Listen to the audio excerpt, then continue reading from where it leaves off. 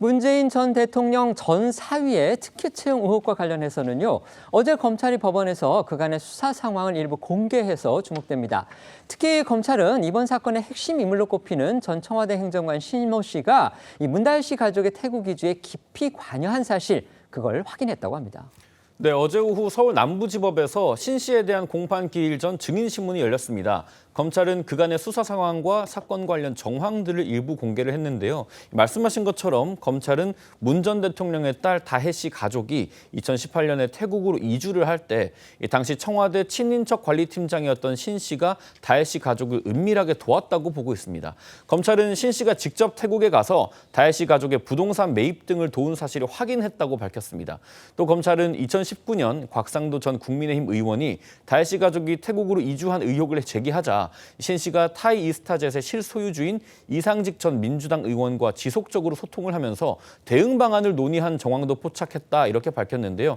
검찰은 당시 야당이었던 국민의힘이 이 서 씨의 특혜 채용 의혹과 관련해 고발장을 낸 무렵인 2019년에서 2020년 사이 이 전 의원이 63차례에 걸쳐서 신 씨에게 전화하거나 메시지를 보냈고 신 씨도 이 전 의원에게 이 22차례 연락했다고 했습니다. 검찰은 또 앞서 검찰 조사를 받은 전 청와대 민정비서관실 소속 행정관들이 신 씨를 특수관계인을 관리하는 인물로 지목한 점을 들어서 신 씨를 포함한 청와대 몇몇 인사가 문 전 대통령 가족을 사적으로 지원한 건 아닌지도 의심을 하고 있는데요.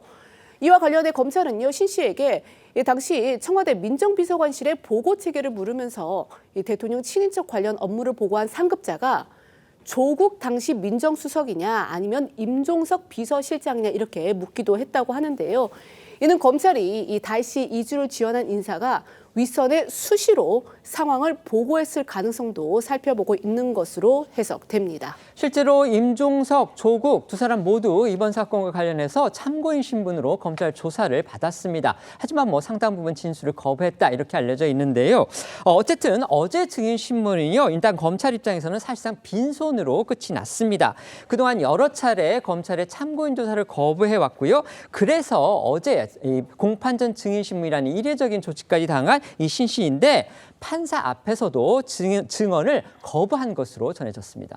네, 맞습니다. 어제 증인신문에서 신 씨는 70여 차례나 증언 거부권을 행사했습니다. 신 씨 측은 신문 시작부터 검찰이 항공사 특혜 채용 의혹에서 신 씨를 연관된 인물로 의심하는 만큼 처벌받을 위험이 있어 증언을 거부하겠다고 밝혔고, 검찰의 질문과 신 씨의 증언 거부가 70번 넘게 이어지자 결국 재판부는 1시간 만에 더 이상 증인신문은 불필요하다며 신문을 중단했는데요.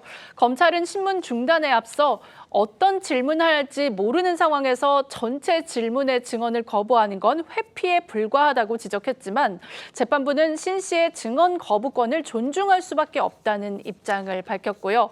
전주교도소에 수감 중인 이상직 전 의원은 영상 중계를 통해 신문에 참여했지만 별다른 발언을 하지 않았습니다.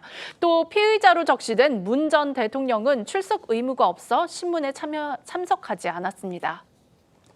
문재인 전 대통령의 전 사위 특혜 채용 의혹, 이것이 아주 키맨으로 불리는 인물이 바로 문재인 청와대에서 행정관으로 근무했던, 그러니까 민정수석실에서 행정관으로 근무했던 신모 씨입니다. 어제 검찰이 신 씨에 대해서 공판 전 증인 신문이라는 걸 실시를 했습니다.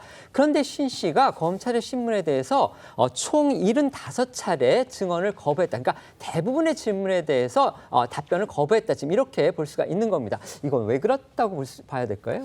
일단 그 본인이 참고인 신분이라고는 하지만 참고인 신분을 넘어서서 지금 검찰이 질문하는 내용들이나 이런 것들을 봤을 때는 본인이 피의자로 언제든지 전환될 수 있다. 그런 차원에서라면 본인의 방어권을 적극적으로 행사할 수밖에 없는 상황이기 때문에 어떤 이 진술을 거부할 수밖에 없었던 게 아닌가 싶고요. 어제 같은 경우에 이제 이게 형사소송법상에 따른 절차이지 않습니까? 그렇지만 입건도 안 된 이 사람들을 참고인을 법정에 불러서 이렇게 증인 그 전 신문을 이 고발 전 증인 신문을 하는 것은 좀 과도했다. 이런 것들을 어제 재판부도 인정한 게 아니냐라는 것으로 볼 수 있는 것이고요. 결국은 이런 상황을 통해서 피의 사실만 확인시키려고 했던 게 아니냐 이런 비판을 할 수 있습니다. 마지막으로 제가 하나 지적하고 싶은 건 만약에 이 지금 신모 씨가 이 전 사위인 서모 씨의 특혜 채용 의혹에 적극적으로 가담했다면 사실 연락 관계를 주고받은 시점은 2019년 1월 이후에 고발된 이후가 아니라 원래 2018년 8월 달에 서모 씨가 취업되기 직전에 더 많은 연락 관계가 있어야 되는 것이 아닌가 하는 합리적인 의구심을 좀 가질 수 있는 게 아닌가 싶습니다. 네. 공판기일 전 증인신문 제도는 사건의 핵심적인 참고인이 검사가 출석 요구를 해도 출석을 거부하거나 진술을 거부할 때 활용되는 제도죠. 이 신모 전 행정관이 결국은 검찰에 계속 안 나가고 진술을 안 했기 때문에 이 제도가 활용이 된 것입니다. 그 점을 먼저 말씀을 드리고요. 그다음에 이분이 지금 75번에 걸쳐서 진술 거부를 했다고 하는데 이 부분은 물론 지금 형사소추의 가능성이 있어서 증언 거부권을 행사할 수는 있다고 합니다만 그 자체로 하나의 의미가 있죠. 즉 본인도 본인이 형사소추 될 수 있는 그런 가능성을 인식하고 그렇게 있다고 보는 것입니다. 그러면은 문재인 전 대통령에 대해서 제기되고 있는 이 혐의들이 완전히 터무니없는 것이 아니고 어느 정도 개연성이 있다라는 것을 신모 전 행정관도 간접적으로 인정한 것이라고 볼 수 있어요. 자, 그러면은 이쯤에서 문재인 전 대통령이 이 사건의 전체적인 사실관계에서 국민들께 진실을 밝힐 만한 책무가 있다.